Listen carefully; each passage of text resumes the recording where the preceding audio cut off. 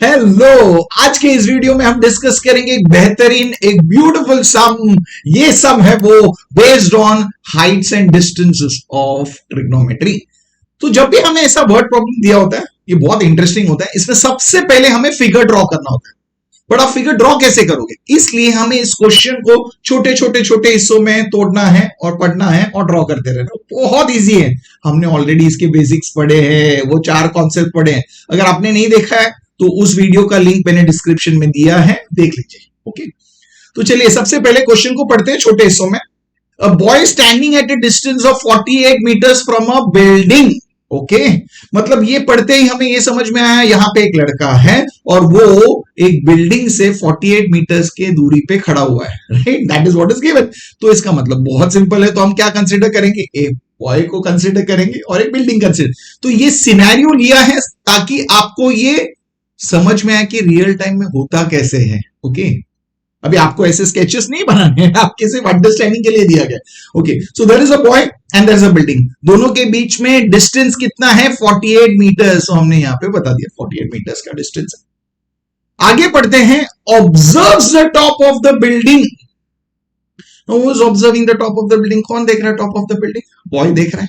That means observer है और वो टॉप ऑफ द बिल्डिंग देख रहा है। That means top of the building क्या है? ऑब्जेक्ट है। तो हम बता रहे देखो यहाँ पे टॉप ऑफ द बिल्डिंग है, ये टॉप ऑफ द बिल्डिंग है। और इस ऑब्जेक्ट को जब एक ऑब्जर्वर देखता है तो क्या होता है हमें पता है। वेरी गुड, इसके आंखों से एक स्ट्रेट लाइन उस ऑब्जेक्ट को कनेक्ट करती है और हमें पता है हम उसे बोलते हैं लाइन ऑफ साइट या तो लाइन ऑफ विजन।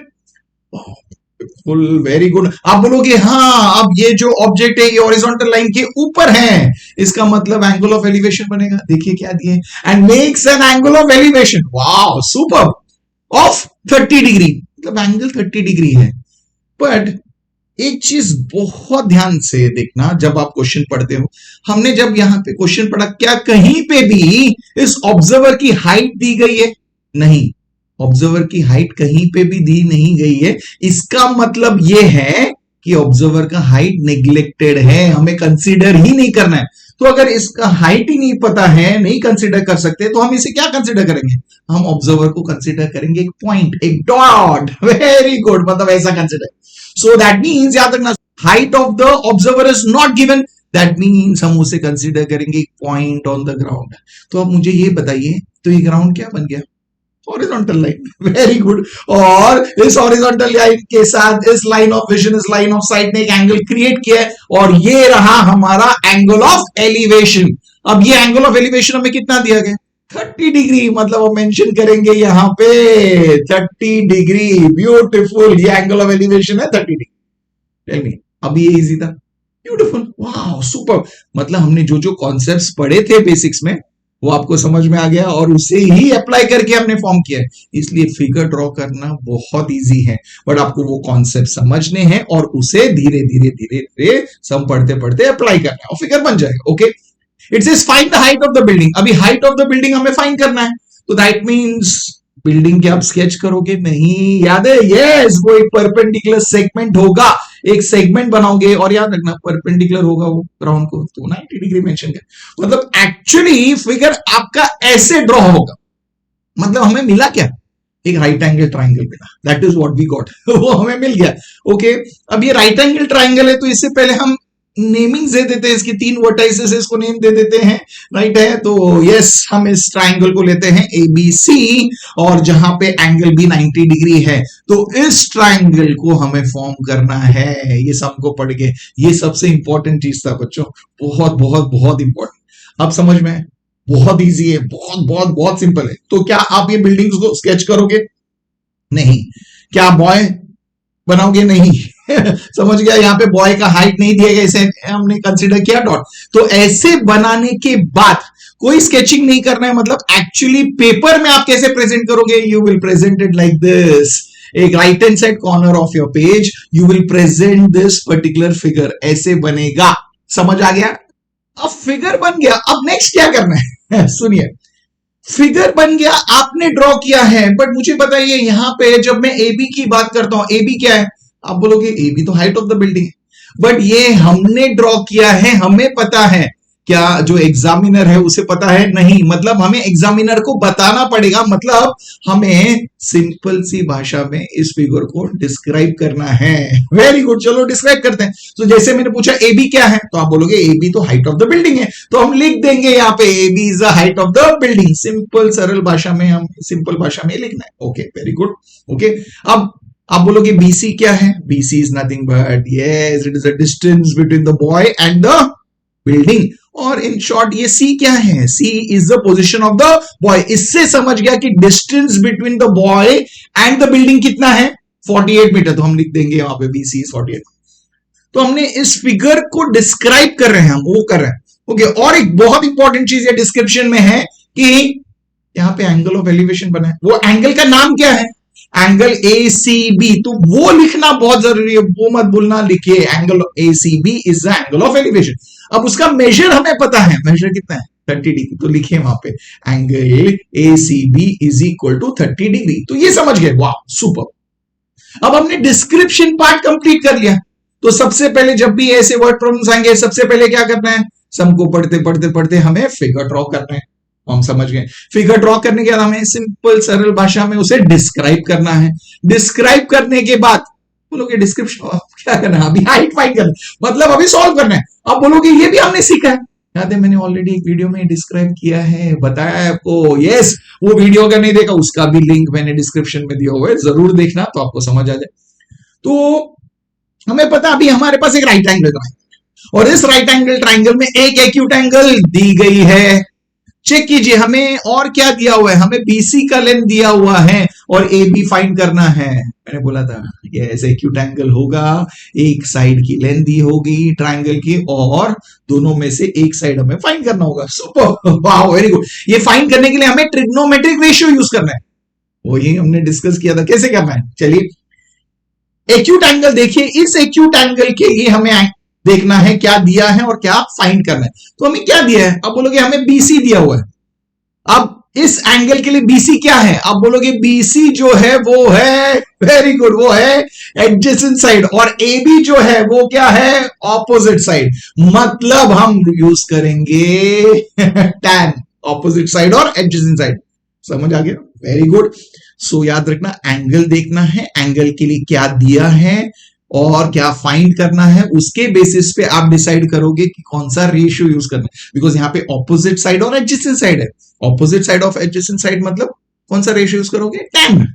टैन किस एंगल के लिए? सी के लिए। टैन यूज करो, या तो आप क्या यूज कर सकते हो? कॉट। बट याद रखना हम साइन कॉस टैन इसी से कर सकते हैं, उसके रेसिप्रोकल रेशियो यूज करने की जरूरत नहीं है। तो हमें सिर्फ साइन कॉस टैन इन रेशियोज के वैल्यू पता होने चाहिए for 30 degree, 45 degree, 60 degree, because यही हम यूज करेंगे। Very good.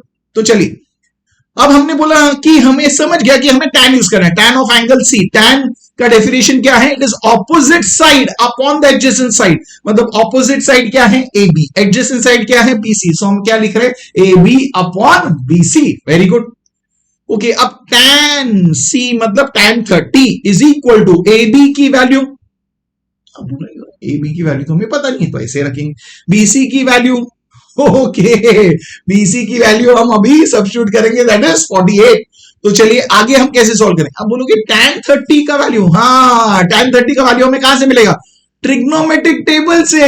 Very good. तो ट्रिग्नोमेट्रिक टेबल से हम tan 30 की वैल्यू लिखेंगे, और tan 30 की वैल्यू कितनी है? tan 30 की वैल्यू है 1/√3। ओके, ट्रिग्नोमेट्रिक टेबल अगर आपको फॉर्म करना है, वो कैसे फॉर्म करना है वो भी मैंने बताया, तो उसका भी लिंक मैंने डिस्क्रिप्शन में दिया है, आप देख सकते हो। तो अब आगे लिखोगे ए बी की वैल्यू नहीं पता है, ए बी ऐसे रहेगी, 48 पता है, वही लिख दीजिए। ओके, हमें इस इक्वेशन में से फाइंड क्या करना है? हमें फाइंड करना है ए बी की वैल्यू। के फाइंड कर सकते हैं? आप बोलोगे हाँ बहुत सिंपल है। तो ए बी को अभी हम राइट हैंड साइड में रखेंगे, न्यूमरेटर में जैसे है, हमें सिर्फ 48 को वहां पे शिफ्ट करना है। यस, तो हमें क्या मिलेगा? 48 न्यूमरेटर में है, दैट मींस हमें मिलेगा A B would remain as it is, 48 वहां पे जाएगा, 48/√3, दैट मींस हमें ए बी की वैल्यू मिल गई। यही तो फाइंड करना ना, because height of the building वही है। अब मुझे ये बताइए, बट यहां पे जब ये आप फाइनल आंसर देख रहे हो, जो डिनोमिनेटर है वो √3 है, √3 इरेशनल है, और हमें पता है वैल्यू जो फाइनल आंसर हम लिखेंगे वहां पे डिनोमिनेटर रैशनल होना चाहिए, मतलब इसको रैशनलाइज करना होगा। √3 को रैशनलाइज करने के लिए क्या करोगे? Yes, very good. उसका जो रैशनलाइजिंग फैक्टर होता है क्या है? √3 इंटू √3 करोगे तो बन जाएगा 3, और तब बनेगा रैशनल। तो हमें √3 मल्टीप्लाई करना होगा डिनोमिनेटर में, बट अगर डिनोमिनेटर में मल्टीप्लाई कर रहे हैं मतलब हम न्यूमरेटर में भी मल्टीप्लाई करेंगे, तो डिनोमिनेटर भी इंटू √3 और न्यूमरेटर में भी इंटू √3 आएगा। Very good, super. तो अब क्या मिला हमें? अब बताइए, डिनोमिनेटर में आएगा √3 इंटू √3 3, और न्यूमरेटर में आएगा 48 √3। सुपर। तो हम लिखेंगे 48 √3 अपॉन 3। अब देखिए, क्या हम इसे रेड्यूस कर सकते हैं? 48 बोलोगे हाँ, कैंसल हो रहा है। 3 1 3, देन 3 6 18। वेरी गुड, मतलब वहां पे 16 आया, तो 16 इंटू √3 कितना है? 16 √3। दैट मींस हम बोलेंगे हमें ए बी की वैल्यू मिल गई 16 √3। अब यहां पे बहुत इंपॉर्टेंट है, तो आप बोलोगे हमें ए बी की वैल्यू मिल गई मतलब हाइट ऑफ द बिल्डिंग मिल गई। ये बराबर है, करेक्ट है, एकदम परफेक्ट है। बट इस सब में आप देखोगे तो हमें √3 की वैल्यू देखिए क्वेश्चन में दी गई है ब्रैकेट में, √3 इज इक्वल टू 1.73। मतलब अगर कोई भी सम में हमें √3 की वैल्यू दी गई है तो हम वो √3 की वैल्यू सब्स्टिट्यूट करेंगे, बट अगर वो नहीं दी गई है तो हम इसी को फाइनल आंसर रखेंगे। तो अब यहां पे लिखेंगे A B is equal to 16 into 1.73 हम लिख देंगे, और उसे मल्टीप्लाई करके हमें आंसर मिलेगा 27.68। मतलब आप जब भी 173 इंटू 16 करोगे तो हमें वैल्यू आती है 2768, बट डेसिमल कितना है? 1.73, तो 2 डेसिमल प्लेसेस, सो लास्ट से 2 प्लेसेस छोड़ के हम डेसिमल डालेंगे तो हमें मिलेगा 27.68। बट 27.68 क्या? मीटर सेंटीमीटर क्या है? मीटर है, राइट है। दैट मींस हम फाइनल स्टेटमेंट जब भी हम लिखेंगे, याद रखना वो जैसे क्वेश्चन पूछा था उसी तरीके से लिखना है। हमें पूछा गया था what is the height of the building, हम लिखेंगे height of the building is 27.68 metre, और ये रहा हमारा फाइनल आंसर। हमने ये सम कंप्लीट कर लिया। तो अब हमें समझ गया, जब भी हम ये सम सॉल्व करते हैं, ऐसे सम सॉल्व करते हैं, तो इसके 3 हिस्से होते हैं, याद रखिए। पहला होता है हमें फिगर ड्रॉ करना है, जो आप समझ गए हो वेरी इजीली, यस। सेकेंड, हमें उस फिगर को डिस्क्राइब करना है सिंपल भाषा, और लास्ट में हमें उसे सॉल्व करके, जो भी आप समझ गए हो, यस, उसे सॉल्व करके हमें फाइनल आंसर लाना है। So this are the 3 parts, ये 3 हिस्से हैं जिसे यूज करके हमें ऐसे टाइप के सम को सॉल्व, और कितना भी कॉम्प्लिकेटेड हो इसी तरीके से सॉल्व करना है, राइट। तो मैंने जो बेसिक्स बताया वो यूज कीजिए, तो इसे प्रैक्टिस जरूर कीजिए, लिख के प्रैक्टिस कीजिए, तो आपका कॉन्फिडेंस बढ़े। अब आपका कॉन्फिडेंस बढ़ेगा तो आप चाहोगे ना कि आपके जो फ्रेंड्स हैं उनका भी कॉन्फिडेंस बढ़े, आपके जो बेस्ट फ्रेंड्स हैं उनका भी कॉन्फिडेंस बढ़े, तो इसलिए उनके साथ ये शेयर कीजिए। और एक चीज, आपको ये समझ आ गया है तो अभी के अभी कमेंट बॉक्स में टाइप कीजिए सम is easy, type that in the comment box, okay. और ये सम पूरी तरीके से कैसे दिखेगा, देखिए ये पूरी तरीके से ऐसे दिख रहा है, तो इस तरीके से आप प्रेजेंट कर सकते हो। सो ये आपको मैंने बताया है सो दैट आपको समझ में पूरा सम एक साथ कैसे दिख रहा है। सो isn't that easy, it's a beautiful one, आपने खुद किया है, राइट। तो प्रैक्टिस करते रहिए और समझ में आएगा, और मैं आपको मिलूंगा नेक्स्ट वीडियो में और एक बेहतरीन सम के साथ। तब तक के लिए keep learning, keep smiling and keep sharing.